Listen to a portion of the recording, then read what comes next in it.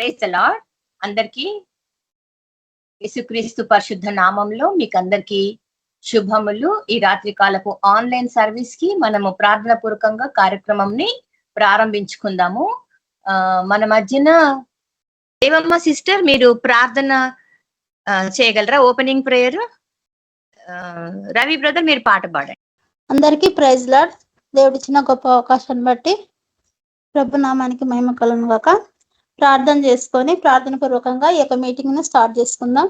మహాగణుడా, మహోన్నతుడా, సర్వోన్నతుడా, సర్వశక్తిమంతుడా, నీకు వందనాలు యేసయ్యా. గత కాలం అంతా నా ప్రభువా కాచి కాపాడి నీ కృపలో భద్రపరుచుకున్న గొప్ప దేవుడునైనా నీ పరిశుద్ధ ఘనమైన నామానికి కోటాను కోట్ల నమస్కారాలు, వందనాలు, స్తోత్రాలు, స్తుతులు నా ప్రభా. ఎన్నిక లేని మమ్మల్ని నా ప్రభా ఎన్నుకున్న దేవుడు నా ప్రభా. యోగ్యత అర్హత లేని మమ్మల్ని నా ప్రభా ఏర్పరచుకున్న గొప్ప దేవుడునైనా నీకు వందనాలు యేసయ్యా.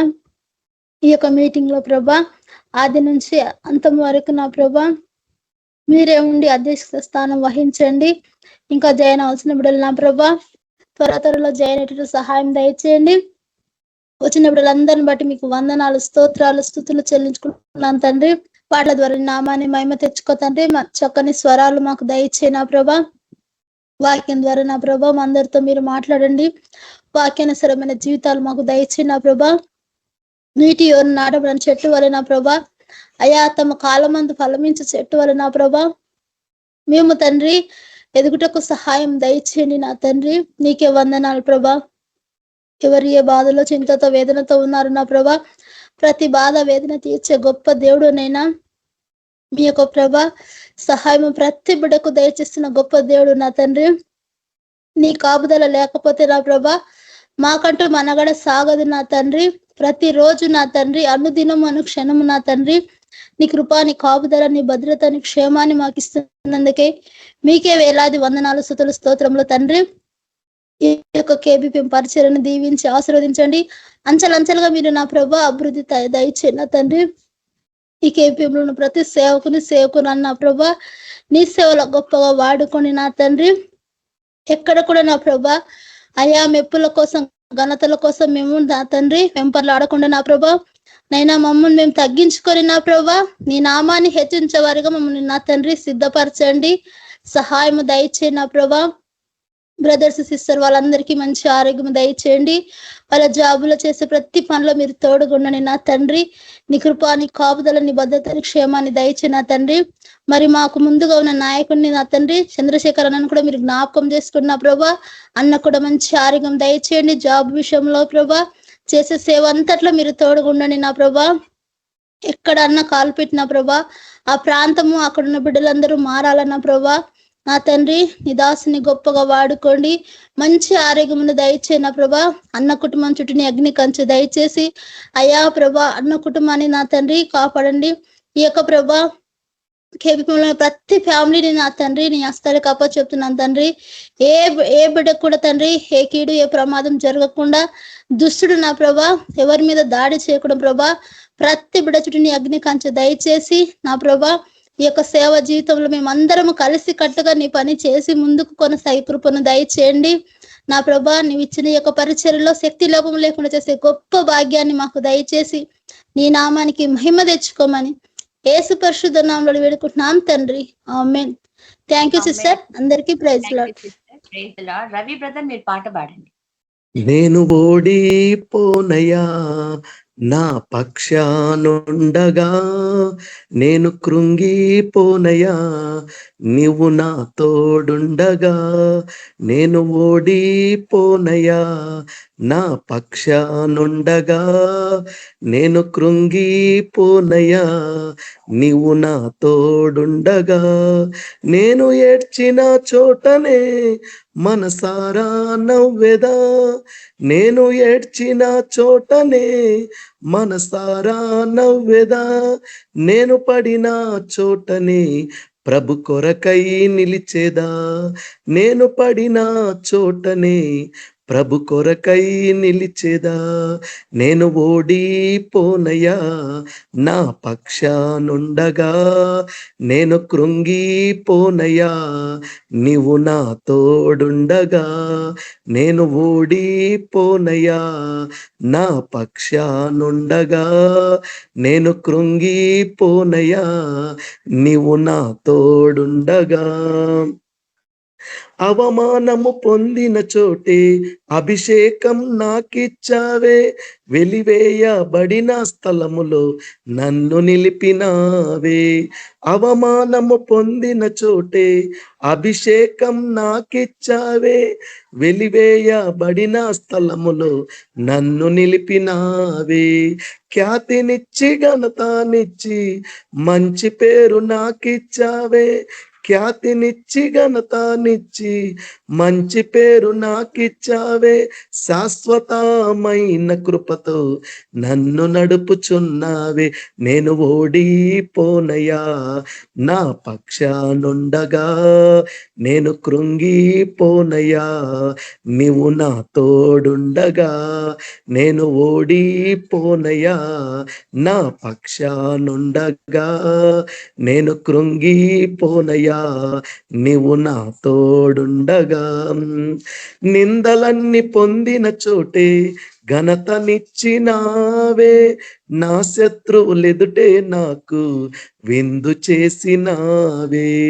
నిందలన్నీ పొందిన చోటే ఘనతనిచ్చినావే, నా శత్రువులెదుటే నాకు విందు చేసినావే. ఖ్యాతినిచ్చి ఘనతనిచ్చి మంచి పేరు నాకిచ్చావే, ఖ్యాతినిచ్చి ఘనతనిచ్చి మంచి పేరు నాకిచ్చావే. శాశ్వతమైన కృపతో నన్ను నడుపుచున్నావే. నేను ఓడిపోనయ్యా నా పక్షానుండగా, నేను కృంగిపోనయ్యా నీవు నా తోడుండగా. నేను ఓడిపోనయ్యా నా పక్షానుండగా, నేను కృంగిపోనయ్యా నీవు నా తోడుండగా. నన్ను చూచి నవ్విన చోటే నా తలపైకెత్తినావే, నన్ను దూషించిన చోటే దీవించినావే. నన్ను చూచి నవ్విన చోటే నా తలపైకెత్తినావే, నన్ను దూషించిన చోటే దీవించినావే. ఖ్యాతినిచ్చి ఘనతనిచ్చి మంచి పేరు నాకిచ్చావే, ఖ్యాతినిచ్చి ఘనతనిచ్చి మంచి పేరు నాకిచ్చావే. శాశ్వతమైన కృపతో నన్ను నడుపుచున్నావే. నేను ఓడిపోనయ్యా నా పక్షానుండగా, నేను కృంగిపోనయ్యా నీవు నా తోడుండగా. నేను ఓడిపోనయ్యా నా పక్షానుండగా, నేను కృంగిపోనయ్యా నీవు నా తోడుండగా. నేను ఏడ్చిన చోటనే మనసారా నవ్వెదా, నేను ఏడ్చిన చోటనే మనసారా నవ్వెదా. నే పడిన చోటనే ప్రభు కొరకై నిలిచెదా, నేను పడిన చోటనే ప్రభు కొరకై నిలిచెదా. నేను ఓడిపోనయ్యా నా పక్షానుండగా, నేను కృంగిపోనయ్యా నీవు నా తోడుండగా. నేను ఓడిపోనయ్యా నా పక్షానుండగా, నేను కృంగిపోనయ్యా నీవు నా తోడుండగా. Hallelujah. Thank you sister. Praise Lord అందరికి. Thank you brother. Praise the Lord. ఈ రోజు మనము దేవుని యొక్క పరిశుద్ధ వాక్యంను ధ్యానం చేద్దాము ప్రార్థన పూర్వకంగా. ప్రైజ్ ద లార్డ్ అందరికి. దేవుడు ఇచ్చినటువంటి ఈ యొక్క గొప్ప అవకాశం కొరకై దేవుడికి వందనాలు చెల్లిస్తున్నాను. ప్రభువు తన మహిమలో మనల్ని జ్ఞాపకం చేసుకొని మన యొక్క దినమును మనకు దయచేసిన దేవుడు. అదే విధంగా మనలను ప్రతి నిమిషము తన కంటికి రెప్పవలే కాపాడుతున్న దేవుడు. మనల్ని ఎడబాయని దేవుడు, విడువని దేవుడు. అలాంటి గొప్ప దేవుని కలిగిన మనము ఎంతో ధన్యులు. కాకపోతే ఆ దేవుడు మన దేవుడు, ఆ దేవుడు నా దేవుడు అని మనము అనుకున్న దినం వరకు మనలో ఆయనలో ఉన్నటువంటి ఆ యొక్క బలమును, ఆ యొక్క శక్తిని, ఆ యొక్క ఆత్మను మనము ఆశ్రయించలేము. కాబట్టి దేవుని యొక్క వాక్యం ధ్యానం చేసుకుందాం ప్రార్థన పూర్వక.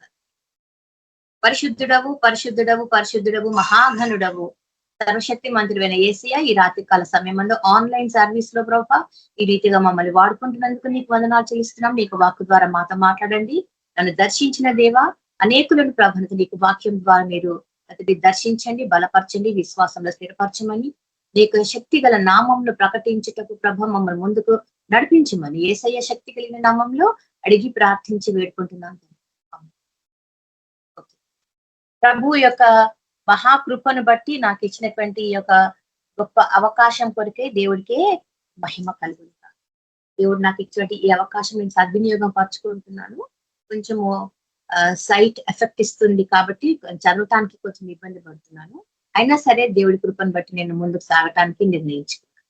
దేవుడి ఒక ధ్యానం నేను చేస్తున్నప్పుడు ప్రభు నాతో ఒక మాట, నేను ప్రతిరోజు ప్రతిసారి నేను వాక్యము ధ్యానం చేయక ముందు అంటే మెసేజ్ ప్రిపేర్ కాకముందు నాతో పరిశుద్ధాత్మ దేవుడు ఏది మాట్లాడితే ఆ వాక్యం విషయమే నేను ఆ చాప్టర్ మొత్తం ఆ 2 పేజీలు చదువుతాను.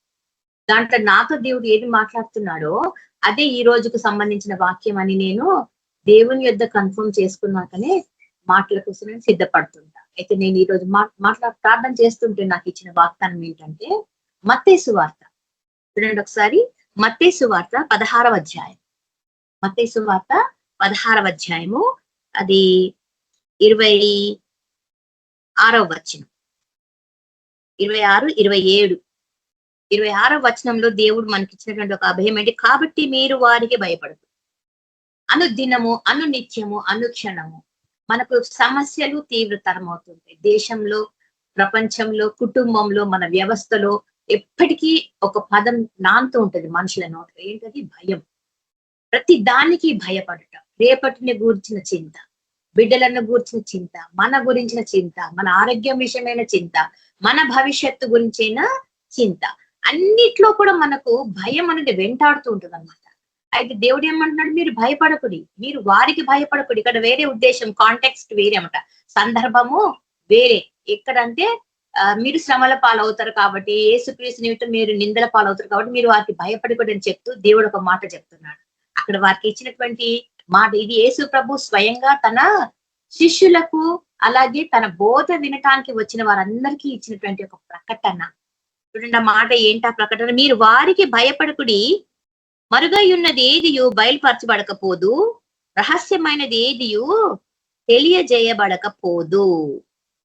మరుగై ఉన్నది, రహస్యమైనది ఏది కూడా తెలియజేయబడకపోదు, బయలుపరచబడకపోదు. ఇది ఎవరి గురించి చెప్తున్నాడంటే యేసుక్రీస్తు యొక్క పుట్టుకను గురించి, తన యొక్క శ్రమలను గురించి, తన శిలువ కార్యమును గురించి, తన యొక్క పునరుత్థానమును, మరణ భూస్థాపన పునరుత్థానములను గూర్చి ఒకప్పుడు అది రహస్యం.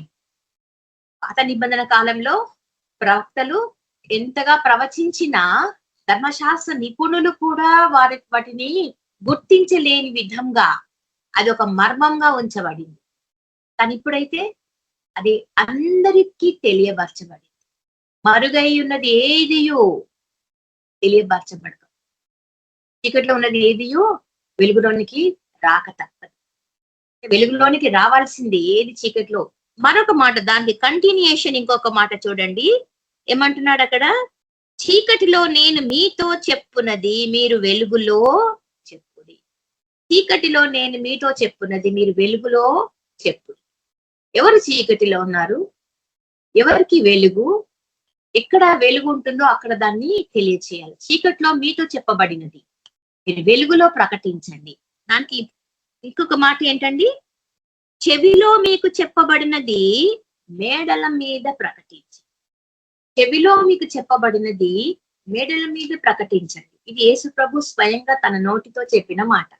ఈ మాటని పౌలు భక్తుడు అక్షరాల పాటించి కదండి, అక్షరాల పాటించి అది పాటించి చూపిస్తూ తన బిడ్డలకు అంటే తన యొక్క సేవా జీవితంలో ఆయన వెంబడించిన వారికి ఆయన ఎంతమందిని తనకు శిష్యులుగా మార్చుకున్నాడు, విశ్వాసులుగా సంఘములు కట్టబడుతూ ముందుకెళ్తున్నప్పుడు ఆయన వీటిని ఒక్కటి కూడా పొల్లైనను పోకుండా తప్పకుండా ఆచరించిన వ్యక్తి అన్నమాట.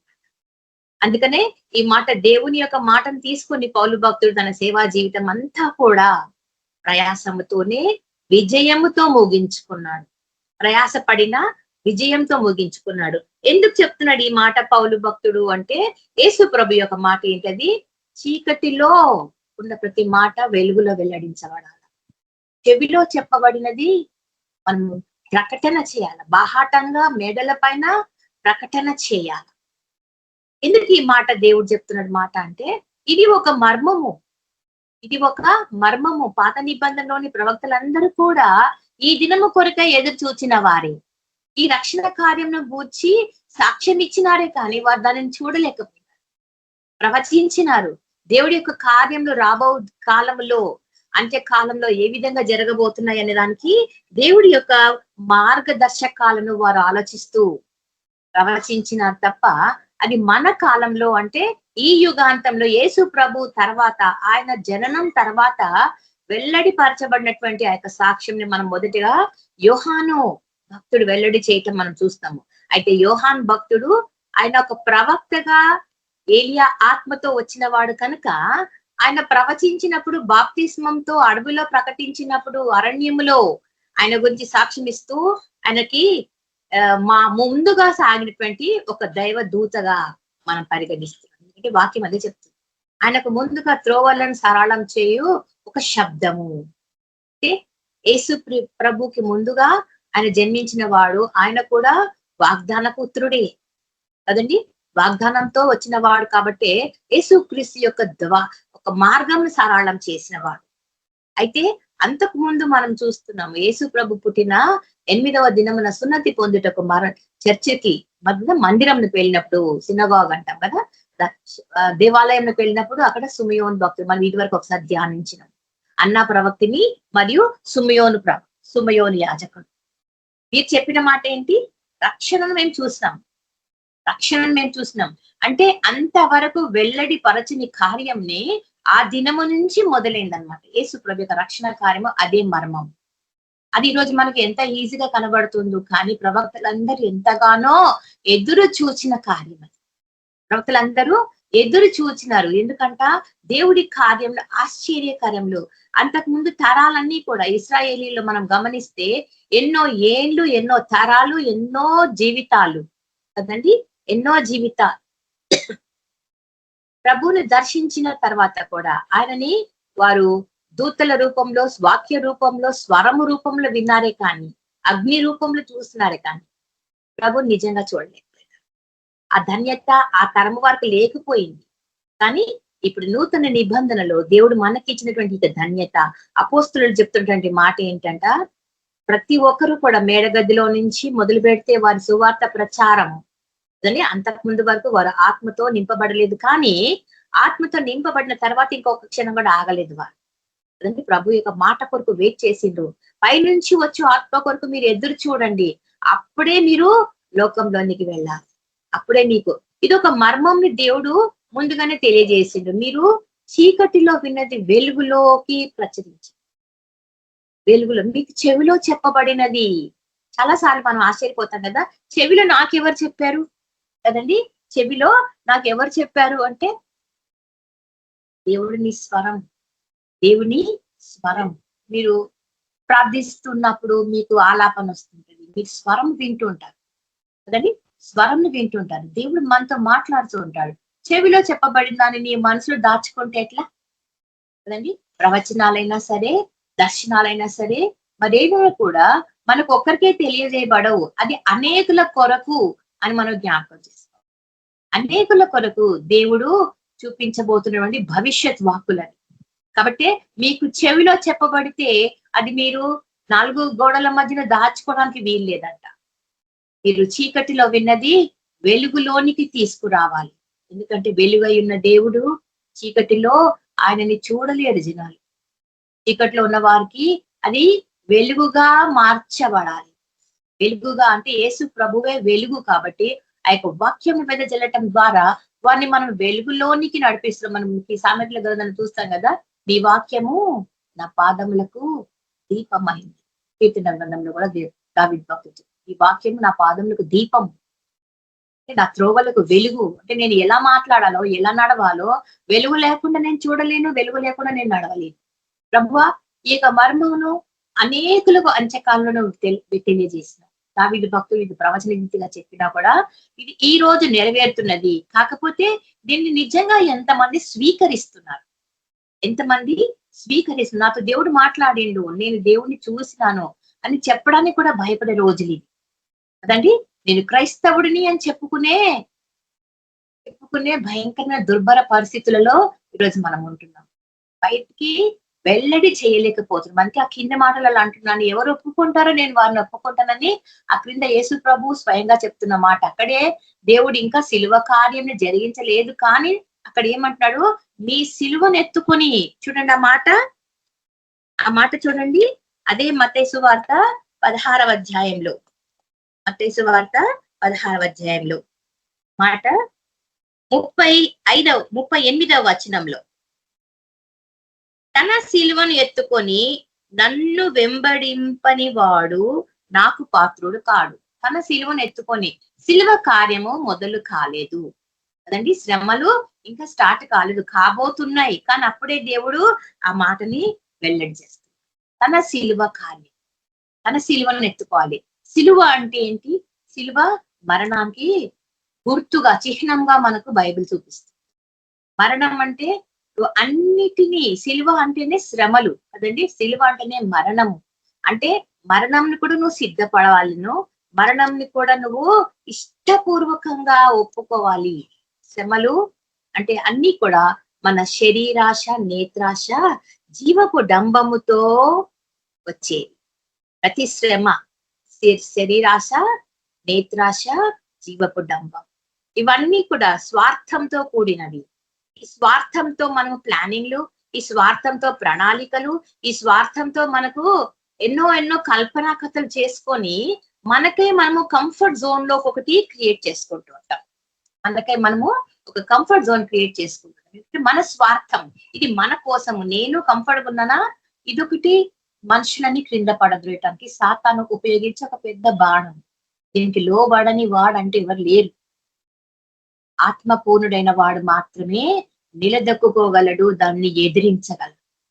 శరీరానుసారులు దానిని తప్పకుండా దాన్ని ఎదుర్కోవాల్సి ఉంటది.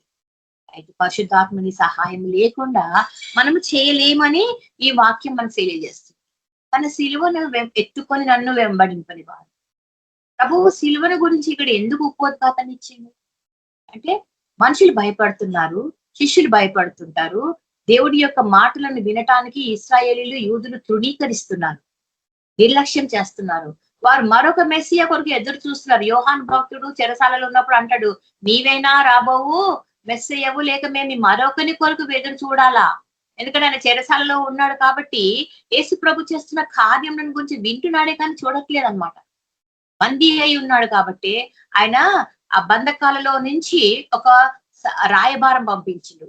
రాబోవు మెస్సయ్యావు నీవేనా? అంతకుముందు ఇదిగో దేవుని గొర్రెపిల్ల అని చెప్పిన భక్తుడు కదండి, ప్రవక్త. యోహాన్ అనేవాడు ప్రవక్త. నీవేనా, మేము ఎదురు చూడవలసింది నీవేనా, నీ కోసమేనా? అప్పుడు దేవుడు అంటాడు, గుడ్డివారు కన్నులు తెరవబడుతున్నాయి, మూగవారు మాట్లాడుతున్నారు, ఇంతకు నుంచి ఇంకేం కావాలా? ఈ నేనే ఆయనను అని చెప్పి యోహానుకు వార్త మాట్లాడు. మరుగై ఉన్నది ఏదియు వెల్లడిపరచబడకపోదు, రహస్యమైనది ఏదియు తెలియజేయబడకపోదు. ఒకప్పుడు రహస్యంగా ఉంచబడిన ఈ మాటని మనం యోబు గ్రంథంలో చూస్తాం. సజీవుడనే నేను నిన్ను చూస్తాను. ఇది ఒకటే తెలుసు యోబుకి. ఎందుకంటే రక్షణ గూర్చి గాని, రాబో దేవుని యొక్క రెండవ రాకడని గురించి కానీ, శిలువ కార్యము, రక్షణ కార్యం గురించి కానీ తెలియని భక్తుడు యోబు. కానీ ఆయన విశ్వాసం ఎంత నీతిమంతంగా ఉన్నది, అదని యథార్థవంతుడు కాబట్టి ఆయన ఎంతగా నమ్మిండి దేవుణ్ణి అంటే, యేసు ప్రభువు రాబోతున్నాడు, యేసు ప్రభువు వస్తాడు, యేసు ప్రభు యొక్క కార్యములు ఆశ్చర్య రీతిగా వెల్లడిపరచబడుతున్నాయి అని చెప్పటానికి మనకు ఆయన ఒక్కడే ఎగ్జాంపుల్, పాత నిబంధన. కాకపోతే మనము మొదటి నుంచి గమనిస్తున్నాం కదా, ఇంత గొప్ప సాక్షి సామ్యం. అక్కడ మనం విశ్వాసుల వీరుల వీరగాథలని మనం వింటూ ఉంటాం.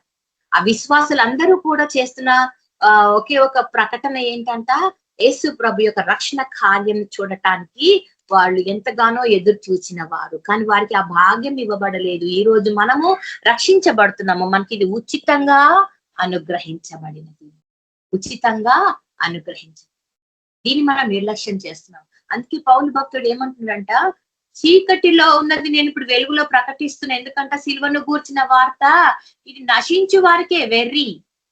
ఇది వెర్రితనం ఎవరికి? It's mad for the people those who don't believe in Jesus. యేసుని నమ్మని వారికి అది వెర్రితనమే. ఈ రోజుకు కూడా సిలువను గూర్చిన వార్తను వినమంటే ఎంతసేపు మీరు అదే మాటన సిలువ వేసిన దేవుడిని మీరు ప్రకటిస్తారా? ఇంకేం లేదా మీ వాక్యంలో చెప్పటానికి కొత్తదనం? అంటే ఈరోజు వారికి ఏం కావాలా? సంథింగ్ న్యూ, సంథింగ్ న్యూ, ఏదైనా కొత్తది చెప్పాలంట. అందుకే మనకు ఈరోజు పాస్టర్లు ఏం చేస్తున్నారంటే పిట్ట కథలు మొదలెట్టి. ఎందుకంటే ఎంతసేపు సిలువ కార్యాన్ని చెప్తున్నావు, యేసు ప్రభు వచ్చిండు, ఆయన సమాధి చేయబడిండు, ఎందుకంటే శ్రమలు పాలైన తర్వాత సిలువ వేయబడినాక ఎట్లాగైనా మరణిస్తాడు కాబట్టి సమాధి చేసిండ్రు, ఆయన 3వ రోజు లేచిండు, పరలోకంకి వెళ్ళిపోయిండు, తర్వాత తన ఆత్మను మనకు ఆదరణకర్తగా పంపించిండు. ఇంతేనా? ఇంతకు మించి ఇంకేం కొత్తది లేదా? కానీ క్రొత్తదనం కోసం వెర్రా, క్రొత్తదనం కోసం జనాలు ఎగబడుతున్నారు. అదే మాటలు, అదే ప్రకటన, అదే ప్రవచనం చెప్తూ ఉంటే జనాలకు విసుగొచ్చిందంట. ఎందుకంటే ఆత్మీయ నేత్రములతో వారు చూడలేకపోతున్నారు. ఆత్మీయ నేత్రంతో వారు చూడలేదు. దేవుడు మనకు చెవిలో చెప్తున్నాడు మాట కదండి. మనము వెలుగులో మేడల పైన ప్రకటించమంట. ఇది యేసు ప్రభు స్వయంగా మనకి ఇచ్చినటువంటి ఒక గొప్ప ఆజ్ఞ, ఒక గొప్ప ఆజ్ఞ. ఏంటది? చీకటిలో చెప్పబడినది నువ్వు వెలుగులో చెప్పాలా, చెవిలో చెప్పబడిన దాన్ని నీవు మేడల పైన ప్రకటించాలి. మేడ పైన అంటే వెల్లడి చేయాల. Open secret for all. Gospel is open to all today. యూదుల కనే కాదు, యెరూషలేములో మాత్రమే కాదు, భూదిగంతం వరకు, అన్యుల వరకు కదండి, అందరికీ ప్రకటించబడాల. ఇది ఈరోజు జరుగుతుంది కదండి. శాటిలైట్ టెక్నాలజీ ద్వారా ప్రపంచం అంతటా వాక్యం వెదజల్లబడుతుంది, కానీ ఇంకా కొత్తదనం కావాలని కోరుకుంటున్నారు. ఇంకా కొత్తదనం, కానీ వాక్యంలో ఎప్పుడు కొత్తదనమే. వాక్యం మనకు ఏ రోజుకు ఆ రోజు కొత్తదనమే. ప్రతిరోజు దేవుడు నీతో నూతన వాత్సల్యంతో మాట్లాడే దేవుడు మన దేవుడు. ఆయన ప్రతిదీ పాతదే మళ్ళీ మళ్ళీ మనకి ఎప్పుడు చెప్తున్నాడా? మనం వాక్యం వింటున్నప్పుడు, వాక్యం చదువుతున్నప్పుడు మనం వాక్యంలో ఏం గ్రహిస్తున్నామంటే, ఈ దినం నాతో దేవుడు ఏదో కృతగా మాట్లాడిండు. ఇది ఎప్పుడు జరుగుతుందంట? పరిశుద్ధాత్మలో లీనమై వాక్యముని నిజంగా నువ్వు ధ్యానం చేస్తే. మొక్కుబడిగా చేసిన వారికి ఇది పాతదే, దీనిలో కొత్తదనం ఏది లేదు. మొక్కుబడిగా చేసే వారికి కొత్తదనం రాదు, ఎందుకంటే వారి ఆత్మీయ నేత్రంలో ఇంకా వెలిగించబడలేదు. కాబట్టి వెలుగులోనికి వారు ఇంకా రాలేదు, వారు ఇంకా చీకటిలోనే ఉన్నారు. అయితే చీకటిలో చెప్పబడినది ప్రభు, మనము పాపంలో నుండి బయటికి వచ్చినప్పుడు మనం వెలుగులోనికి వచ్చినాం కదండి. మనం చీకటిలో ఉన్నప్పుడు విన్నాం, పాపంలో ఉన్నప్పుడు విన్నాం, కానీ ఇప్పుడు దాన్ని మనం ఏం చేస్తున్నామంట?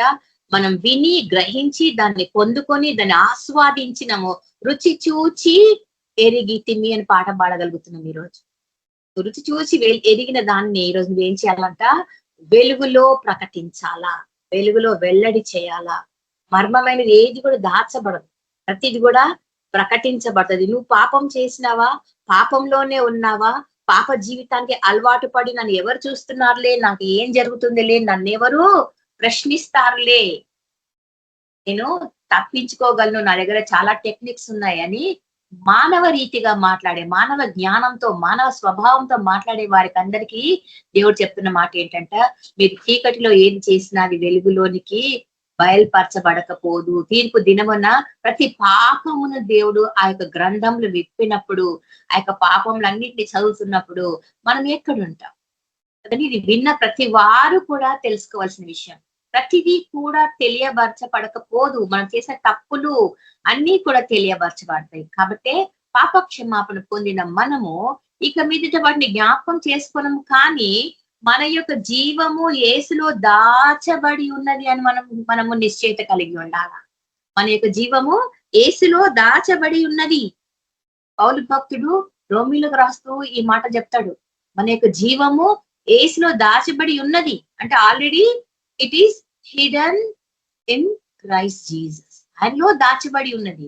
ఆ మర్మంను తెలుసుకోవాలి అంటే మనము ఖచ్చితంగా దేవుని యొక్క వాక్యమును, దేవుని యొక్క కార్యములను గురించి ఆలోచిస్తూ ఉన్నప్పుడు, దేవుని యొక్క కార్యములను గురించి ఆలోచిస్తూ ఉన్నప్పుడు దేవుడు మనతో మాట్లాడే మరొక మాట చూడండి.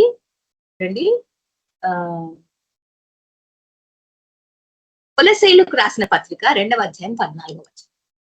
కొలస్సీయులకు రాసిన పత్రిక 2వ అధ్యాయము 14వ వచనం. ట్రబుల్ ఇస్తుంది. కొలస్సీయులకు 2:14. అక్కడ ఏముందో చూద్దాం. ఆ వాక్యము, సిలువలో యేసుక్రీస్తు ప్రభువు సిలువలో చూచినప్పుడు యేసుక్రీస్తు తన్ను తాను దేవునికి అర్పణగా సమర్పించుకున్నాడు. ఇంతకు మునిపే మనము తలచిన రీతిగా సిలువ దేవుని యొక్క అనంతమైన ప్రేమకు, దేవుని యొక్క త్యాగమునకు గుర్తుగా ఉన్నది. ఆయన యొక్క అనంతమైన ప్రేమకు, ఆయన త్యాగానికి గుర్తుగా ఉన్నది. ఆ సిలువ సువార్తనే మనం ఈ రోజు వెలుగులో ప్రకటిస్తున్నాము. ఆ సిలువ సువార్తనే మనము ఈ రోజు చీకట్లో ఉన్న ప్రజలకు అది వెలుగుగా ప్రకటించబడుతుంది. వెలుగై ఉన్న దేవుణ్ణి మనం చూపించగలుగుతున్నాము. చీకట్లో ఉన్న వారు ఈ రోజు వెలుగులోనికి రావాలి, వెలుగును చూడాలి, వెలుగును ఆస్వాదించాలి. యేసు ప్రభు యొక్క సిలువను గూర్చి సాక్షులుగా నిలబడాలి అంటే వీరికందరికి చెప్పిన వార్త ఏంటి? అదే సిలువ యొక్క మర్మం. ఇది ఒక గొప్ప మర్మం అని చెప్పి యేసు ప్రభువే ఆ యొక్క 35వ మత్తయి సువార్త 16వ అధ్యాయము 35వ వచనం తన సిలువను ఎత్తుకొని నన్ను వెంబడించమని. అంటే శరీరానుసారమైన శ్రమలు, శరీరానుసారమైన శ్రమలు ఇవన్నీ కూడా మనకు ఇచ్చేది ఎవరు? సాతానుడు, దుష్టుడు.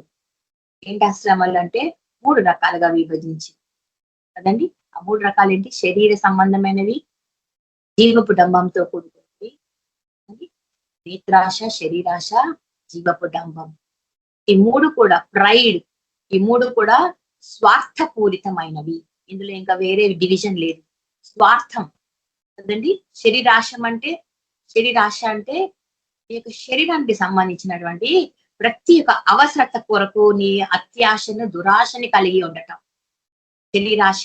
నేత్రాశ కనిపించినంత నాకే, కనిపించినంత నాకు ఎంత వరకు కనిపిస్తుందో, నేను ఏదేది చూసినా అవన్నీ నా సొంతం కావాలి కదండి. మంచి తిండి, మంచి ఆహారము, మంచి గృహము, మంచి అవసరతలు, మంచి ఉద్యోగము, పై చదువులు కదా, ఏంటేంటో నేత్రాశ. మనం చూస్తున్నామా? హవ్వక్క కనిపించింది ఏంటంట? నేత్రాశే కదండి ఆమెకి కదా. ఆమె చూసింది ఏంటి? దేవుడు ఏదైనా వనంలో పెట్టినప్పుడు మంచి చెడుల తెలివినిచ్చు వృక్షం ఒకటి ఉంది, అక్కడ జీవ వృక్షం 2 ఉన్నాయి కదండి. అంటే దేవుడు జీవ వృక్షం తినొద్దని చెప్పాడు? చెప్పలేదు. ఒకటే మాట, మంచి చెడుల తెలివినిచ్చు ఆ ఫలములను మాత్రమే తినొద్దు కదండి. సాతానుకు ఏం కావాలంట? దేవుడు ఏది వద్దన్నాడో దానినే మనకు చూపించి ఆశలు కల్పిస్తుందంట. మనం ఎప్పుడు చెప్పుకుంటాం కదా, Dzire is the cause of sorrow. కోరికలు, నీ అత్యాశలే నీ యొక్క దుఃఖానికి కారణం అవుతాయి. హవ్వ అంతగా దుఃఖపడటానికి, శపించబడటానికి, కష్టపడి కనటానికి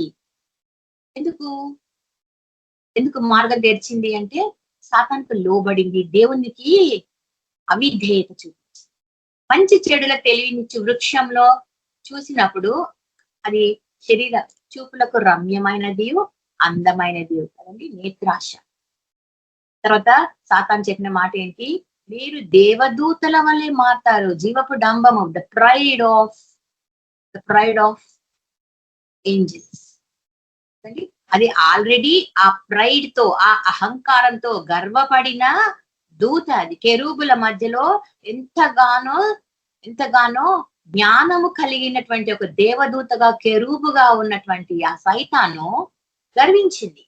జీవపు డంబము కదా. యేసు ప్రభు స్థానం తనకి కావాలి, యేసు ప్రభు. కానీ దేవుడు ఆ స్థానం ఎందుకు ఇస్తాడు? ఎందుకంటే ఆయన ప్రణాళికలో భూమి పునాదులు వేయక మునిపే యేసు ప్రభువు వాక్య రూపి అయి కాబట్టి తన ఆత్మ జలముల పైన అల్లాడుచుండెను. జలములు చీకటి అగాధంలో ఆల్రెడీ పడిపోయిన దేవదూతలు చీకటి జలముల పైన, అంటే దానిపైన వెలుగు ఆత్మ అల్లాడుచుండెను. ఆయన కార్యం ఏంటంట, భూమి స్థాపించబడక మునిపే ముందు అది ఎట్లా ఉండేదంట, ఆకారం లేకుండా నిరాకారంగా ఉన్న భూమిని దేవుడు సస్యశ్యామలంగా చేసి సస్యశ్యామలంగా దాన్ని అమర్చిండు. భూమిని నరుల కొరకు చేసిండు ఆయన, నరులను తన కొరకు చేసుకున్నాడు అండి. ఈ ప్రణాళికలన్నీ కూడా నూతన నిబంధనలో వారు ఈరోజు తెలుసుకోవాల. పాత నిబంధనలో ఎదిగిన వారందరూ ప్రవక్తలే, వారు ప్రవచించినారు, వారు నడిపించినారు జనాలని కదండి. యూదులను ప్రత్యేకంగా ఇశ్రాయేలును మరి ముఖ్యంగా దేవుని యొక్క ఉద్దేశంలో వారు ఆయన ఏర్పరచబడిన వంశం కాబట్టి వారికి మరి ఎక్కువగా బోధించబడింది.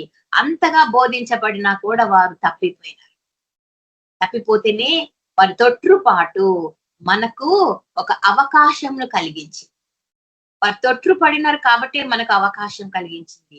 అబ్రహాము సంతానం ఒలీవ మొక్కతో పోల్చింది దేవుడు. ఆ ఒలీవ మొక్కలో ఎన్నెన్నో కొమ్మలు విపరీతంగా అర్థం లేకుండా పెరిగినాయి, వ్యతిరేకత కలిగి పెరిగినాయి, అవిధేయత కలిగి పెరిగినాయి. మనం చూస్తున్నాం కదా ఆదాము అవ్వల విషయంలో. ఆమె చేసిన ఒకటే ఒక పని ఏంటంట, శరీరాశ, చూపులకు రమ్యమైనది, అందమైనది, తర్వాత మంచి చెడులను తెలివినిచ్చింది. ఈరోజు ఏం జరిగింది, హవ్వ మంచి చెడులను కలిగి ఉన్నది ఇప్పుడు కదండి. పండు తిన్నాక ఏం జరిగింది, మంచి చెడు, what is good and what is bad she knows today.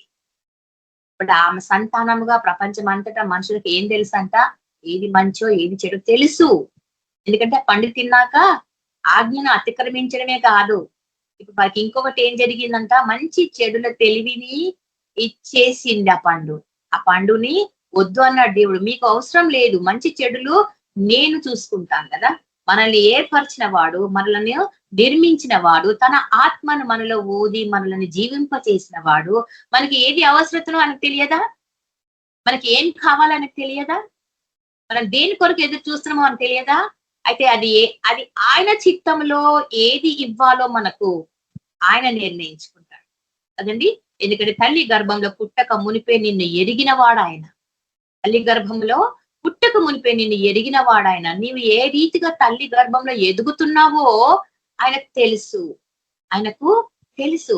ఇలాంటి దేవుణ్ణి కలిగిన మనం ఎంత ధన్యులము. కానీ ఆ రోజు ఏం జరిగిందంటే, ఆ ఒక్క పాపము అందరినీ పాపులుగా మార్చేసింది. ఎందుకంటే వంశాంకరంగా మనము ఆదాము సంతానముగా అన్యులైనా యూదులైనా అందరం కూడా దేవుని మహిమలో రూపంలో నిర్మించబడ్డవారు కాబట్టి ఆటోమేటిక్ గా ఆదాము యొక్క ఫలమును, అవ్వ యొక్క ఫలమును మనం అనుభవించాల్సి వస్తుంది. మంచి చెడులు ఈ రోజు మనకు తెలుసు. ఎందుకంటే వారు ఆ పండు తినకపోయి ఉంటే మనకు తెలియకపోయేది. జీవవృక్ష ఫలము కొరికి మనం ఎదురు చూసేవారు. కాకపోతే మంచి చెడులు తెలివినిచ్చే ఫలం తిన్న తర్వాత వాళ్ళకి ఏమొచ్చిందంట, పాపము వచ్చింది. పాపం ద్వారానే మరణం వచ్చింది. వాళ్ళు మరణించక మునిపే ఒకవేళ జీవవృక్ష ఫలంను కూడా తిని ఉంటే కదండి. ఇప్పుడు అక్కడ ఇంకొక ఆప్షన్ ఉంది, మంచి చెడుల ఫలంను టేస్ట్ చేసిండ్రు, బానే ఉంది. ఇప్పుడు జీవవృక్ష ఫలం కూడా తిని ఉంటే ఏమైపోయేదంట, పాపం చేసినందుకు మరణం తీసుకొచ్చిండ్రు. మరణం తీసుకొచ్చిన వారికి జీవవృక్ష ఫలం తింటే ఎప్పటికీ మరణించక పాపములోనే జీవించేవారు.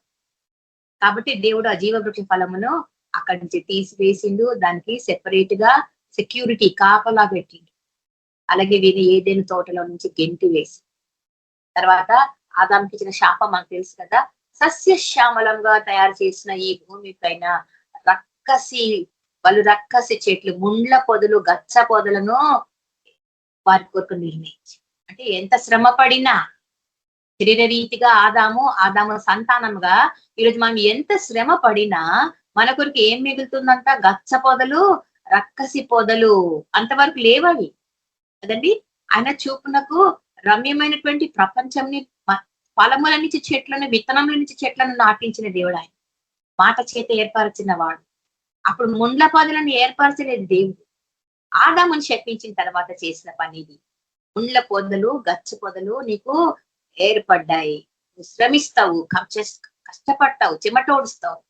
ఇవన్నీ పాపముతో వచ్చినటువంటి కాన్సిక్వెన్సెస్ అంటాం కదండి. దాంతో పాటు వెంబడి వచ్చినటువంటి ఒక శాపమే కాదు, దాని ద్వారా శ్రమలు వారి జీవితంలో ఎదురైంది.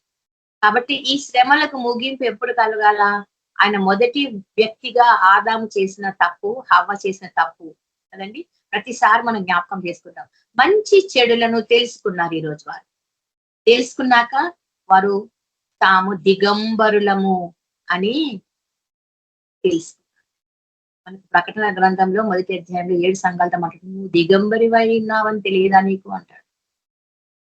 దిగంబరులం. ఈ రోజు కూడా మనం బట్టలు కప్పుకున్న మన మాటే కానీ పాపంలో ఉంటే నువ్వు దిగంబరివే కదా. You are naked before the God because he knows everything. ఆయన నీ అంతరంగంలో ఎరిగిన వాడు, నీ ఆలోచనలను ఎరిగిన వాడు. ఎందుకంట నీవు మంచి చెడులు తెలుసుకున్నావు. ఏది మంచి ఏది చెడో తెలుసుకున్నావు. కానీ నువ్వు ప్రయారిటీ దేనికి ఇస్తున్నావు? ప్రయారిటీ దేనికి ఇస్తున్నావు అంటే ఖచ్చితంగా చెడుకే ఇస్తున్నావు. ఎందుకంట అదే శరీరాశ, నేత్రాశ, జీవపు డంబం. శరీర విషయమైనటువంటి ప్రతి అవసరతను కూడా దేవుడు ఎరిగినవాడు. దేవుడు వద్దు, దేవుడి ప్రణాళికలు వద్దు. నేను నా స్వంతంగా కదండి, మన స్వ అంటే సెల్ఫ్, మన కోసం మనమే, మన ప్రణాళికలు మనమే వేసుకుంటే దేవుడు ఎందుకు అని ప్రశ్నించేవారు ఈ రోజుకి ఉన్నారు కదండి. ప్రభుత్వాలు ఉన్నాయి, మేము చేసుకుంటాం, మా దేశాన్ని మేము అభివృద్ధి పరుచుకుంటాం, కానీ దేవుడు అవసరం లేదు అనే జాతులు ఎన్నో ఉన్నాయి ప్రపంచంలో. ఈ రోజుకు ఆయన ఎరగని వారు. కాబట్టి చెవిలో చెప్పబడింది నువ్వు మేడల పైన ప్రకటించాలి. దేవుడు ఏం చెప్తున్నాడు నీకు? దేవుడు ఏది మాట్లాడుతున్నాడు? మంచి చెడులు ఎరిగిన వాడిని అని, ఎరిగిన దానం.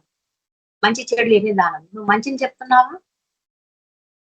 ఇదే మన విశ్లేషణ. దేవుడు ఆ స్వాతంత్ర్యము మనకిచ్చి, కాబట్టి ఆ స్వాతంత్ర్యంని మిస్యూజ్ చేసుకున్నారు పాత నిబంధనలు. దేవుడు గొప్ప గొప్ప ప్రవక్తలను లేపినప్పుడు, వారితో మాట్లాడుతున్నప్పుడు అప్పట్లో రాజులు కానీ, అప్పట్లో రాజరికాలు కానీ, అప్పట్లో భక్తులు కానీ చాలా మంది మనం చూస్తాం కదా. సంసోను చిన్న ఎగ్జాంపుల్, సొలొమోను చిన్న ఎగ్జాంపుల్స్. జ్ఞానములు సంపాదించుకున్న వాళ్ళు, అభిషేకించబడిన వాడు సంసోను. కానీ స్త్రీలకు బానిస అయిపోయిన వారిద్దరు కూడా, దావీదు కూడా బానిస అయినా మంచి చెడులను ఎరిగిన వాడు కనుక చెడు జరిగించిన తిరిగి మంచి వైపుకు మరలినవాడు. ఈరోజు ఎంతమంది ఉన్నామో దేవుడి యొక్క మంచితనమును మనం తెలుసుకోవటానికి, తెలుసుకున్నాక నువ్వు ఇతరులకు తెలియచేయాలి. మంచితనం ఏంటి? దేవుని యొక్క శిలువ కార్యంను మనము జ్ఞాపకం చేసుకుంటాం.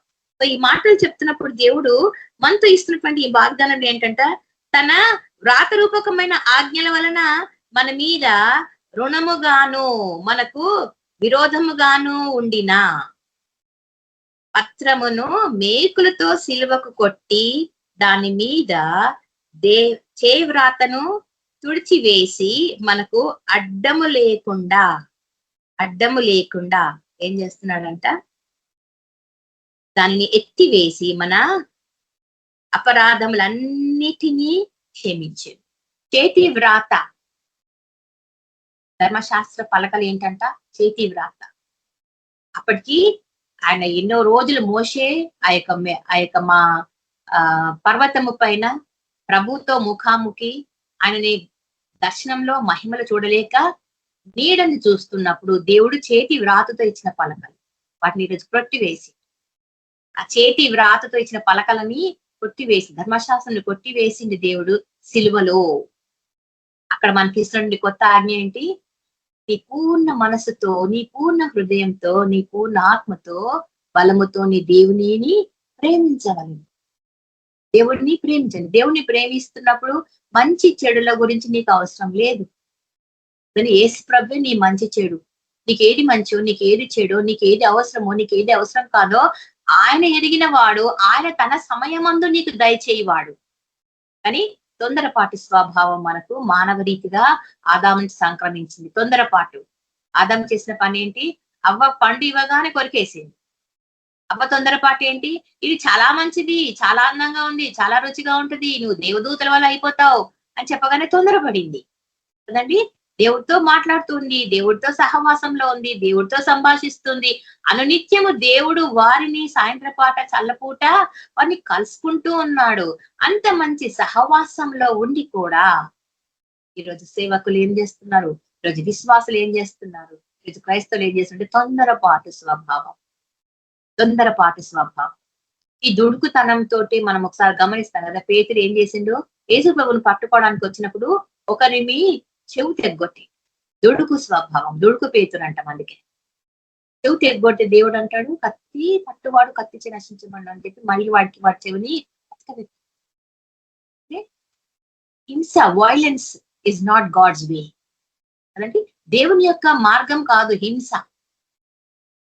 కానీ ఇక్కడ మనకేం జరుగుతుందంట, ప్రతి చోట హింస, దేవుడి భక్తుల పైన హింస, విశ్వాసుల పైన హింస, సేవకులను మరి ఎక్కువగా హింసిస్తున్నారు. మనం ఆల్రెడీ అపోస్తుల సాక్ష్యంలో హతసాక్షులైన వారి యొక్క మాటలను మనం ధ్యానం చేస్తున్నప్పుడు 12 మంది అపోస్తులు కూడా హింసించబడరు, హతసాక్షులైనడు. ఒక్క ఇస్కరియోతు యూదా తప్పిపోయిన గొర్రె కదండి ఆత్మహత్య చేస్తారు. మిగతా వారంతా హత్య గావించబట్టే ఒకడు తప్పిపోయాడు. అయితే యేసు ప్రభుకు తెలుసు, ఒక్కడు తన్ని ఎవరైతే అప్పగించబోతున్నాడో వాడు నా దగ్గరే ఉన్నాడు కదండి. మంచి చెడులు తెలివినిచ్చే ఆ వృక్ష ఫలంను తిన్నాక మానవాళికి ఏం జరిగిందంట, మంచి చెడుల గురించిన జ్ఞానము కలదు. అయితే దేవుడికి లోబడినప్పుడే ఆ మంచిని గూర్చిన మనము ఎక్కువగా విశ్లేషించి ఎక్కువగా ప్రచారం చేస్తాము.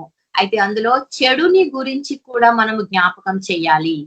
కాబట్టే ఈ బైబిల్ గ్రంథంలో చెడుని కూడా దాచబడకుండా జ్ఞాపకం చేస్తాం. లోతు చేసిన పనులు, లోతు కుమార్తెలు చేసిన పనిని దాచిందా? కయీను చేసిన హత్యను దాచిందా? కదండి. దావీదు చేసిన వ్యభిచారం దాచిందా? సంసోను చేసిన వ్యభిచారము, స్త్రీల వెంబడి పడి స్త్రీలోలుడు అయిపోయినాడు కదండి. డివాచులర్స్ అంటాం వీళ్ళని, స్త్రీలోలుడు. దాచిపెట్టలేదు వాక్యం. మంచి చెడుల తెలివినిచ్చు ఆ ఫలము తిన్న తర్వాత పరిశుద్ధాత్మ దేవుడు అన్నిటినీ వెల్లడి చేస్తున్నాడు. అంటే చీకట్లో జరిగిన ప్రతి కార్యంను వెల్లడి పరిచింది ఈ పరిశుద్ధ గ్రంథము. అంటే పరిశుద్ధ గ్రంథంలో బూతులు ఉన్నాయని చాలా మంది మాట్లాడుతుంటారు. బూతులు కావవి, అవి మనుషుల కనువిప్పు కలుగుటకై సిద్ధపరచబడినటువంటి వాక్యములు, దృష్టాంతములు సిద్ధపరచబడినటువంటివి. అవి పరిశుద్ధాత్మ కూడా అలవ్ చేస్తేనే అవి మనకు ఈరోజు గ్రంథంగా కనబడుతుంది. సిలువను గూర్చిన ఆ యొక్క జ్ఞానమును కలిగిన వాడు వీటన్నిటిని ధ్యానిస్తున్నప్పుడు దీంట్లో మంచి ఏది, చెడు ఏది అని తెలుసుకోగలగాలి అంటే ఖచ్చితంగా పరిశుద్ధాత్మ నడిపింపు ఉండాలి. స్వంత జ్ఞానంతో, స్వంత ఆలోచనలతో తన మార్గం తాను ఏర్పాటు చేసుకోవటానికి మనుషుడు ఏ పాటి వాడు, వాడి జ్ఞానం ఏ పాటిది కదండి. పరమందులి జ్ఞానము, మన జ్ఞానము పైనుంచి వచ్చు జ్ఞానం. మానవ జ్ఞానము నువ్వు ఎన్ని పుస్తకాలు చదివినా ఆ జ్ఞానం ఈ లోక సంబంధమైనదే కానీ నీకు పరలోకం గురించి ఏమీ చెప్పదు. పరలోకం గురించి ఏమీ చెప్పదు. కాబట్టి పరలోకం గురించి నీకు తెలుసుకోవాలి. ఎందుకంటే మన భవిష్యత్తు ఆయనలో దాచబడి ఉన్నది. మన జీవము ఆయనలో దాచబడి ఉన్నది. కాబట్టి దాన్ని మనం ధ్యానించాలి అంటే మనం ఏం చేయాలంట, ఒక మాట చూడండి,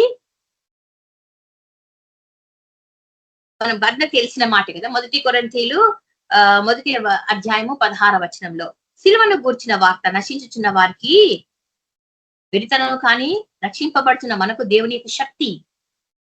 యొక్క శక్తి, ఈ శక్తిని ఆశ్రయిస్తున్నావా? అపోస్తులైన పౌలు భక్తుడు చెప్తున్న మాటలు ఏంటి? మనకు యాకోబు పత్రిక చెప్తున్న మాట ఏంటి? ఇవన్నీ మనకు వాగ్దానాలే, వారు ఇచ్చినటువంటి హెచ్చరికలే కదండి. మీ విశ్వాసము మృతమైనది, ఎందుకంట క్రియలు లేని విశ్వాసము మృతము. సిలువను గూర్చిన వాక్యం నువ్వు చెప్పలేకపోతున్నావు అంటే నీలో క్రియలు లేవని అర్థం. ఎందుకంటే నీవు ఆ యొక్క సిలువ కార్యము నిరాకరించినవు, సిలువ కార్యం నమ్మలేదు. యేసుప్రభు తిరిగి లేచాడు అంటే నమ్మవు, యేసుప్రభు తిరిగి వస్తున్నాడు అంటే నమ్మవు. కానీ మేము వింటున్నామండి, మా తాత ముత్తాతల కాలం నుంచి చెప్తున్న మాటలే, ఎప్పుడు జరగవు, ఇప్పట్లో జరగవు, మా పిల్లల తరంలో కూడా జరుగుతాయో మాకు తెలియదు అని చెప్పే క్రైస్తవులు ఈరోజు చాలా మంది. ఎందుకంట నిరీక్షణ లేని వారికి మంచి చెడులు తెలియవు. ఆ ఫలమును గ్రహించిన వారు, ఆ ఫలమును తిన్నవారే కానీ వారిలో ఇంకా ఆ యొక్క ఆత్మీయ నేత్రములు వెలిగించబడలేదు. కాబట్టి ఈ రోజు కూడా ఇశ్రాయేలీలు ప్రభు యొక్క 2వ రాకడ కొరకు ఎదురు చూడటం లేదు. మంచి చెడులను గురించి తెలుసుకోవటం లేదు. మంచి ఏది, చెడు ఏది, నీ యొక్క జీవము సిలువలో యేసులో నీకు జీవం దాచబడి ఉన్నది. ఆయన వచ్చినప్పుడు నీ జీవం నీకు ఇస్తాడు. ఆయన దాచబడిన నీ జీవం కొరకే నువ్వు పోరాటం చేయాలి. ఆ పోరాటంలో నీకు శ్రమలుంటాయి, ఈ లోకరీతిగా మీరు శ్రమలు పొందుతారని చెప్పి ఇదే 16వ అధ్యాయంలో చెప్తాడు దేవుడు. కాబట్టి మీరు వారికి భయపడకుడి, మీ దేహమును కష్టపెట్టు వారికి, శ్రమపరచు వారికి భయపడకుడి. ఎందుకంటే ఈ దేహమును నీ ఆత్మను కూడా నువ్వు నిరాకరిస్తే దేవుడి వాక్యముని, దాన్ని నిత్య నరకాగ్నిలో కాల్చివేయబడు శక్తిమంతుడు ఆయనకు భయపడాలి. ఈ భయము ఆయన కోసం, ఆయనలో నువ్వు భయభక్తులు కలిగి ఉంటావు. శ్రమించే వారి కోసము ఇదొక మనకు తేజరిలే మాట. మనల్ని ఈ లోకపు శ్రమలు బాధ పెడుతున్నా కూడా, ఎన్నో రకాల బాధ, ప్రతి మనిషికి శ్రమలంటూ ఉంటాయి కదండి. అందుకే నీవు నీ తండ్రి స్నేహితుడిని నమ్మవద్దు అని మనకు సామెతలు, తండ్రి స్నేహితుడిని నమ్మవద్దు. ఎవరిని నమ్మొద్దు, మనుషులు అన్నాక ఎవరిని నమ్మొద్దు. నీ నమ్మకం కంప్లీట్ గా దేవుడి పైన, నమ్మకము ఆయన మీద. ఎందుకంటే మనుషులు నీకు రక్త సంబంధికులు కావచ్చు, నీ ఇరుగు పొరుగు కావచ్చు, నీ స్నేహితులు కావచ్చు, ఎవరైనా కావచ్చు, వాళ్ళంతా కూడా మనుషులే కదండి, మానవ మాత్రులే. కాకపోతే మనకు నిత్యమైన సహాయము ఆయన యుద్ధ నుంచే. కొండలు తట్టు నా కనులెత్తుచున్నాను అంటాడు. కొండలు తట్టు నా కనులెత్తుచున్నాను, నాకు సహాయం ఎక్కడి నుంచి వస్తుందంటే యెహోవా యుద్ధ నుంచి.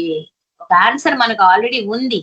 కాబట్టి మనుషులను ఆశ్రయించవద్దు. కానీ అట్లా అని మనుషులు ఒకరికొకరు సహాయం చేసుకోకూడదా? తప్పకుండా చేయాలి. నీకు ఎంతవరకు వీలవుతుందో, నీ ధర్మ కార్యములు నువ్వు ఎంతవరకు చేయగలవో, దేవుడు నీకు ఎంత ఇచ్చిన సామర్థ్యము కొలది నువ్వు సహాయ కార్యక్రమాలు చేయవచ్చు కదండి. ధర్మకార్యం చేయాలంటే నీకు డబ్బులే అవసరం లేదు, మాట సహాయము, ప్రార్థన అవసరంతో కూడా నువ్వు సహాయం చేయవచ్చు. దేవుడి యొక్క మర్మం తెలియజేసేటప్పుడు నీకు చెవిలో ఏం చెప్తున్నాడు దేవుడు, నిన్ను ఏది ప్రకటించమంటున్నాడో దానిని నువ్వు ప్రకటిస్తే చాలట. రహస్యమైనది వెలుగులో చెప్పాలా, చీకట్లో ఉన్నది వెలుగులో చెప్పాలా, రహస్యమైనది ఏది వెల్లడి కాకుండా ఉండదని చెప్తున్నా కదా. ప్రతిదీ ఒకప్పుడు రహస్యంగా ఉండే ధర్మశాస్త్రంలో, కానీ ఈరోజు అది వెల్లడి అయింది. అపోస్తులకు దివ్యమైన జ్ఞానంతో నింపిన దేవుడు, వాక్చాతుర్యం ఇచ్చిన వాడు, పామరులైనప్పటికీ వారికి వాక్చాతుర్యంతో ఆ పత్రికలు చదువుతుంటే, వారి భాషను వింటూ ఉంటే చాలా అమేజింగ్ ఉంటది. ఇంత జ్ఞానం వీరికి ఎక్కడిది? ఇది వారి సొంత జ్ఞానం కాదు కదండి, ఇది పరిశుద్ధాత్మ దేవుడు వారికి అనుగ్రహించిన జ్ఞానం చేత మాట్లాడుతున్నారు. ఈరోజు కూడా మన మినిస్ట్రీలో మన బ్రదర్ సిస్టర్స్ మాట్లాడుతున్నప్పుడు వారు ఎంత చక్కటి జ్ఞానంతో వాక్యం బోధిస్తుంటారు అంటే, చదువు రాకపోయినా, చదువు సగంలో ఉన్నా, వాక్యంను పూర్తిగా విశ్లేషించలేకపోయినా పరిశుద్ధాత్మ దేవుడు ఎట్లా మాట్లాడిస్తే వారు ఆ విధంగా వాక్యంను వెల్లడిపరుస్తున్నారు. దేవుడి కార్యములు జరుగుతున్నాయి, వారు ప్రార్థనలు చేస్తున్నారు, విజ్ఞాపనలలో మనము ప్రతిఫలంను చూస్తున్నాము కదండి. అలాగే సేవకులు చేస్తున్నటువంటి సేవ విస్తారంగా అడవుల వెంబడి, ఎక్కడెక్కడో ట్రైబల్ మినిస్ట్రీస్ లో, ఎక్కడెక్కడో విలేజ్ మినిస్ట్రీస్ లో వెళ్తున్నా కూడా ప్రభు కార్యము ఆశ్చర్య రీతిగా నడిపిస్తోంది. ఎందుకంటే ఆత్మ దేవుడు ఆ విధంగా వారిని ఎక్కడ నడిపిస్తున్నాడో అది ఆయనకు మాత్రమే తెలుసు కదండి. ప్లాన్స్ వేసుకున్నా కొన్నిసార్లు లాస్ట్ మినిట్ లో ప్లాన్స్ మారుతూ ఉంటాయి. ఎందుకంటే పౌలు భక్తుడు అంటాడు కదా, నేను అక్కడ యెరూషలేముకి రావాలని ఎన్నిసార్లు ప్రయత్నం చేస్తున్నా ఆత్మదేవుడు నన్ను ఆటంకపరిచింది అంటాడు. ఎందుకంటే ఆత్మదేవుడు ఆయన ఇంకెక్కడో మాసిదోనియా అట్లా ప్రాంతాలకు తీసుకెళ్లిపోతున్నాడు. ఆయనకేమో తన సహోదరులకు, పౌలులో కొంచెం మీకు స్వార్థం కనపడుతుంది ఆ ఒక్క విషయంలో.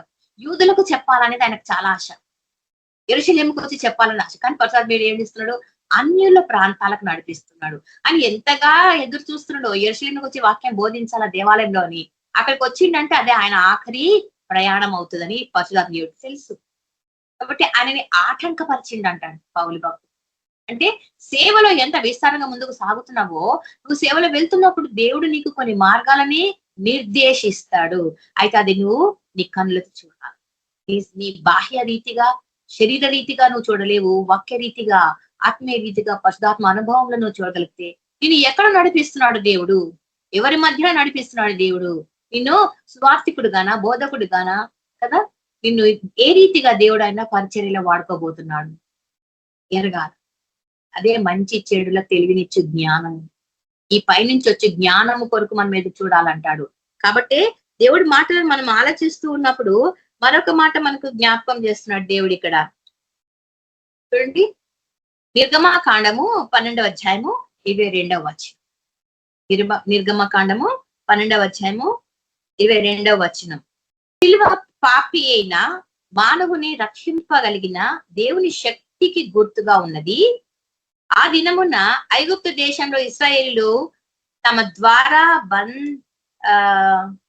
బంధకములను ప్రోక్షింపబడిన ద్వారబంధములకు, తలుపు ద్వారబంధములు అంటాం కదా, ఆ ద్వారబంధములకు ప్రోక్షింపబడిన గొర్రెపిల్ల రక్తము దాని వెనుక మరుసటి ఉదయం వరకు భద్రపరచబడిన రీతిగా ద్వారబంధములకు ప్రోక్షింపబడిన గొర్రెపిల్ల రక్తం గురించి మనం ఇక్కడ అది మరణ దూత దాటిపోయే వరకు ఆ గొర్రె పిల్ల రక్తము ప్రోక్షించబడి ఉండాలంట. ద్వారములకు పూసి పెట్టుంటేనే మరణ దూత దాటిపోతుంది. ఈ రోజుకు యేసు ప్రభు యొక్క సిలువను గూర్చిన ఆ యొక్క రక్తము, సిలువలో ఆయన కార్చిన ఆ రక్తము మనకు ఆ మరణ గండంను దాటించింది. దేవుడి యొక్క కార్యములను ఆశ్చర్యరీతిగా మనము చూస్తున్నప్పుడు ఈ నిర్గమ కాండంలోని ఈ మాట మనం జ్ఞాపకం చేసుకుంటే, ఆ రోజు ఐగుప్తులో ఏ విధంగా అయితే వారు తప్పించబడ్డారు, ఈ రోజు మనకు ఆ యొక్క సిలువ కార్యము, ఈ మర్మమును ఆ రోజే పాత నిబంధన గ్రంథంలో మనకు మోషే కాలంలో జరిగించారు. కాబట్టి ఈ కొటేషన్ ద్వారా మనతో మాట్లాడుతున్న దేవుడు పౌలు భక్తుడు ఈ మాటలను చెప్తూ ఆ నిబంధనని జ్ఞాపకం చేస్తున్నాడంట. ఏంటి ఆ నిబంధన జ్ఞాపకం చేస్తున్నాడు అంటే, రోమా పత్రిక 16వ అధ్యాయం 25వ వచనంలో, సమస్తమైన అన్యజనులు విశ్వాసమునకు విధేయులగునట్లు అనాది నుండి రహస్యంగా ఉంచబడినది ఇప్పుడు ప్రత్యక్షపరచబడిన మర్మము నిత్య దేవుని ఆజ్ఞ ప్రకారము ప్రవక్తలు లేఖనముల ద్వారా వారికి తెలియబడుచున్నది. పౌలు భక్తుడు రోమీలకు రాస్తున్న పత్రికలో ఈ మాట చెప్తున్నాడు. నిత్యమైనటువంటి ఆ యొక్క మర్మము అనాది కాలం నుంచి అది రహస్యంగా ఉంచబడినది. ఒక రహస్యం, ఒక సీక్రెట్ ని వెల్లడి చేస్తున్నారు నూతన నిబంధనలో అపోస్తులైన భక్తులు వెల్లడి చేస్తున్నారంట.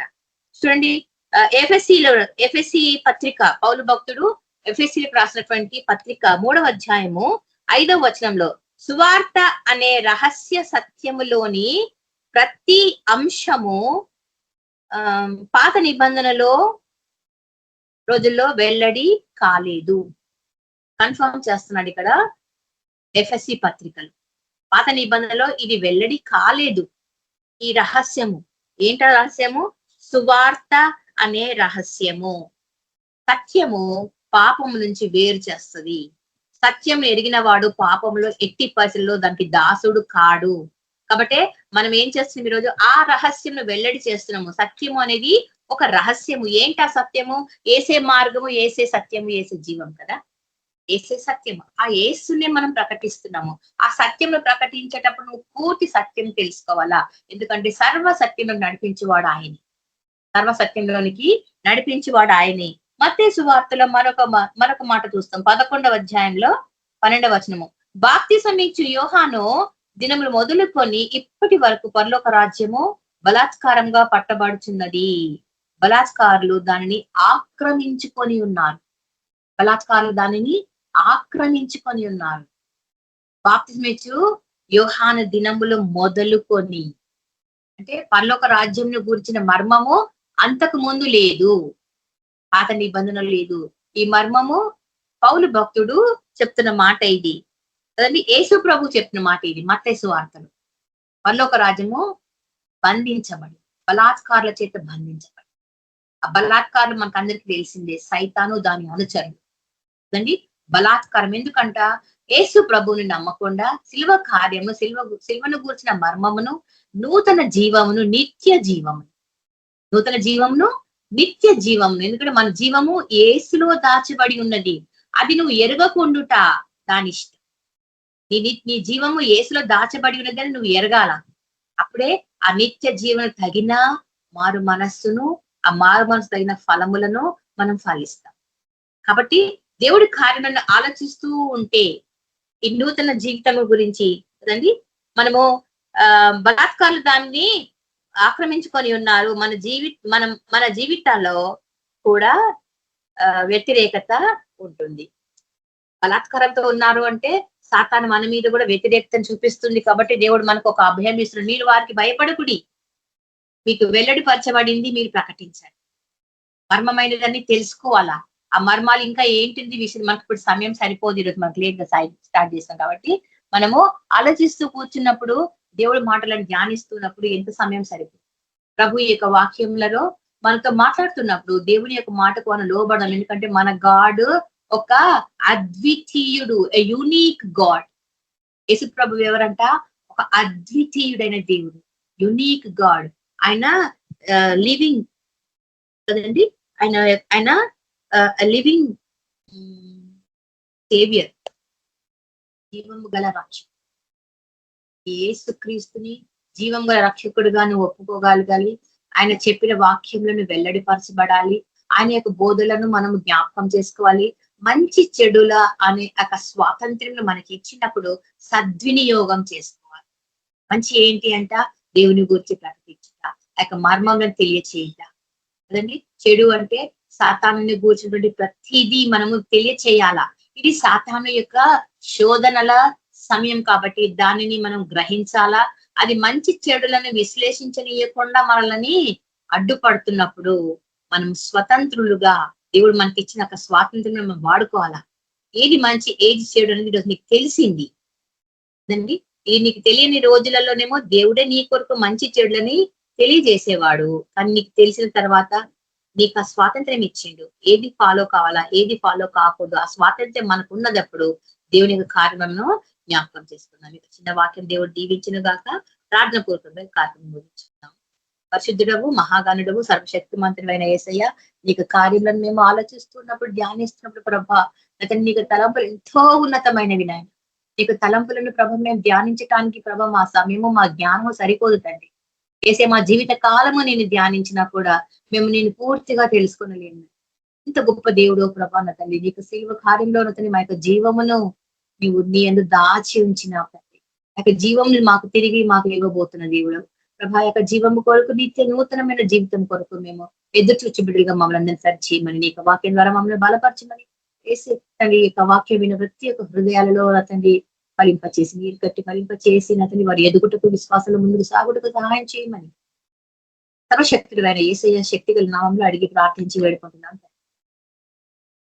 ప్రైజ్ ది లార్డ్ అందరికీ.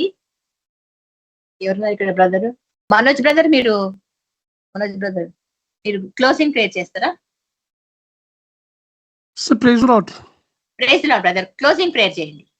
ఓకే. మన ప్రభుని యేసు ప్రభు కృప ఎల్లప్పుడూ సదాకాలం మనకందరికీ తోడుండు గాక. Amen. Amen. Amen sir. Praise Lord sister brothers అందరికి. ఆమేన్ సిస్టర్ బ్రదర్స్ అందరికి ప్రైజ్ ది లార్డ్. అందరికీ ప్రైజ్ ది లార్డ్.